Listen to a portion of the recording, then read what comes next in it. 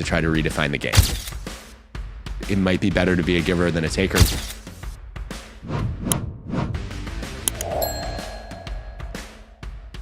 Because when I was reading about those early years where you seemed to be quite obsessive when faced with a variety of different challenges, it did feel like you're someone that's committed their life to trying to beat the game.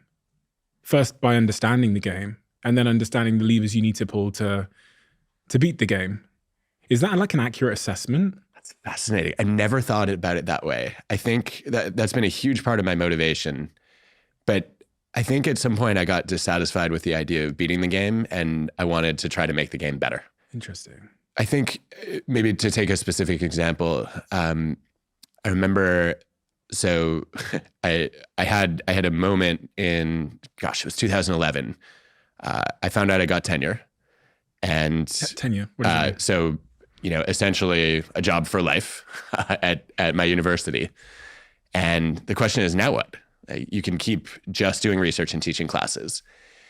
And a group of students sat me down and said, you should write a book, because you should make your knowledge accessible to people who aren't in your class.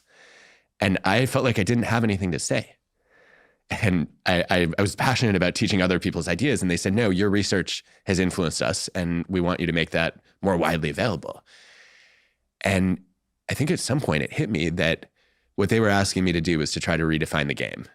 That at the time, I think the lesson I was trying to teach them was, you do not have to be a selfish taker to succeed. And actually, I'd done a bunch of research showing that people who were givers, who were happy to help others with no strings attached, in the long run actually outperformed expectations. And my students said to me, look, what you've taught us is we don't have to, kind of take a me first competitive attitude all the time, achieve a lot of success, and then start giving back. We can be sharing our knowledge. We can be making introductions to try to help people connect and expand their networks. We can be giving others feedback and solving problems for them.